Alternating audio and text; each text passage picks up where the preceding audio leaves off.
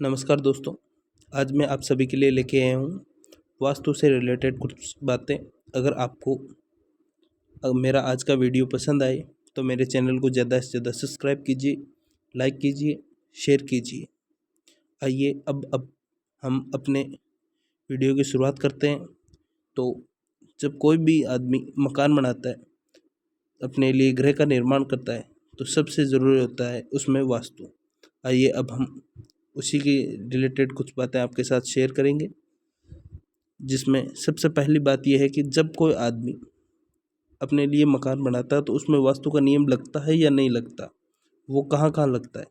तो जैसा कि हम इसमें पढ़ सकते हैं, जब कोई मनुष्य अपने निवास के लिए ईंट पत्थर आदि से गृह का निर्माण करता है, तब उस गृह में वास्तुशास्त्र का नियम लागू हो जाते हैं। वास्तुशास्त्र के नियम ईंट पत्थर आदि की दीवार के भीतर लागू होते हैं। तारबंदी आदि के भीतर जिसमें वायु आर पार हो, वास्तुशास्त्र का नियम नहीं लागू होता है। जहाँ वायु आराम से आ जा सके, वहाँ वास्तुशास्त्र का नियम लागू नहीं होता। एक बंद चार दीवारी के भीतर ही वास्तुशास्त्र का नियम लागू होता है। आइए अब हम आगे की बात करते हैं। तो हमारे पास चार दिशा और चार कोण होते हैं, पर हम बोलचाल में ये बोलते हैं कि भाई आठ दिशाएं हमारे पास होती है। चार दिशाओं की अगर बात करें तो पूर्व पश्चिम उत्तर दक्षिण, और अगर कोणों की बात करें हम, ईशान कोण, आग्नेय कोण, नैऋत्य कोण और वायव्य होते हैं। जो इस प्रकार है आपके सामने कि पूर्व और दक्षिण के बीच का है ये आग्नेय कोण होता है, दक्षिण और पश्चिम के बीच का नैऋत्य कोण होता है, पश्चिम और उत्तर के बीच का वायव्य कोण होता है, और उत्तर और पूर्व के बीच का हमारे पास ईशान कोण होता है। ये हमारे पास कोण है। अब इससे आगे की अगर हम बात करें तो कौन सी दिशाओं के कौन से ग्रह होते हैं, कौन से देवता होते हैं, इससे रिलेटेड हम आपको बताते हैं। दिशाओं के देवता व ग्रह, जैसा कि हम सबसे पहले पूर्व दिशा की बात करते हैं, तो पूर्व दिशा का जो देवता है वो है इंद्र है, जबकि पूर्व दिशा का जो ग्रह है वो है हमारे पास सूर्य है।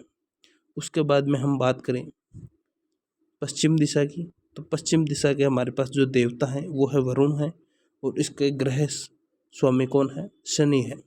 उसके बाद में हम उत्तर की बात करें तो उत्तर के हमारे कुबेर और चंद्र हमारे देवता है, जबकि ग्रह है वो हमारा है बुध।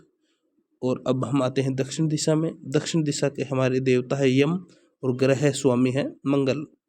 अब हम कोणों पे आते हैं, तो सबसे पहले हम ईशान कोण की बात करेंगे, जो हमारे उत्तर और पूर्व के बीच में होता है। इसके ईशान कोण में हमारे देवता है वो है शंकर, भगवान शिव शंकर, जबकि इसका ग्रह है वो है बृहस्पति।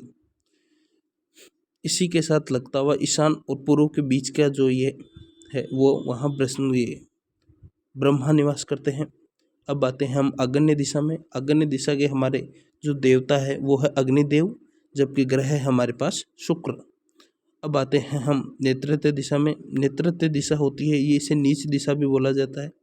इसका जो मालिक है वो राक्षस होते हैं सभी, और इसके जो ग्रह है वो राहु है और केतु है। अब आते हैं हम वायव्य दिशा में। इसका जो देवता है वो है वायुदेव है, जबकि इसका ग्रह स्वामी है वो है चंद्र। ये हमारे पास आते हैं, और इनके जो बीच में है यहाँ पे इसको बोल जाता है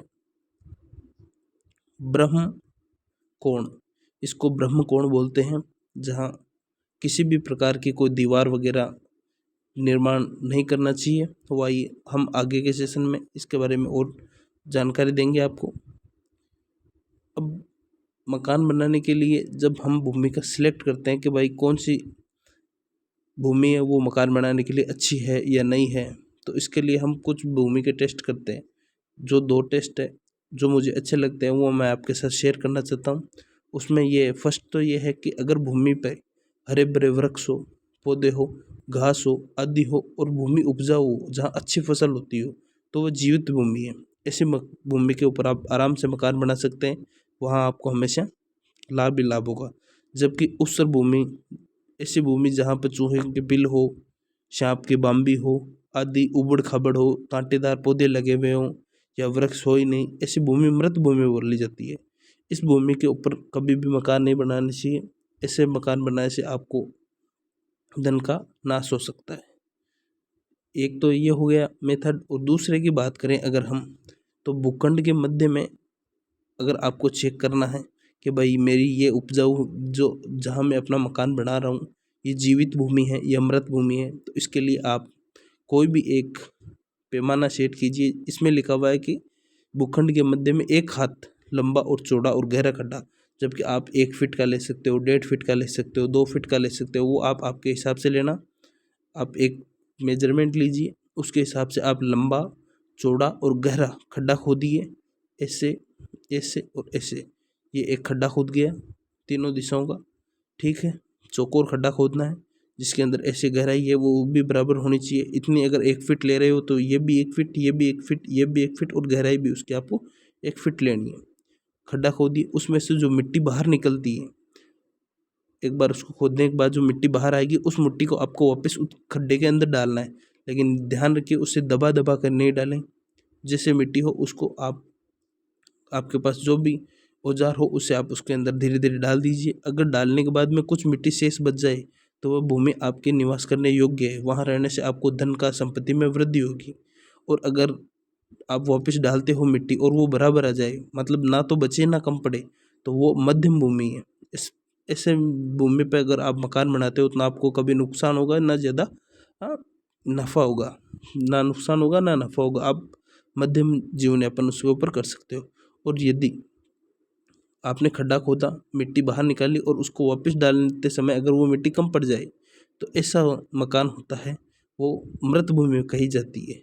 ऐसी भूमि में निवास करने से आपको धन की हानि हो सकती है। ये आज का सेशन था जो मैंने आपके साथ किया है। अब कल मैं आपके लिए एक और वीडियो लेके आऊँगा जिसमें इससे आगे की जो बातें हैं वो मैं आपको वास्तु से रिलेटेड बताऊँगा। तो आगे का वीडियो आने से पहले मेरे चैनल को ज़्यादा से ज़्यादा सब्सक्राइब कीजिए, लाइक कीजिए, शेयर कीजिए। Thank you.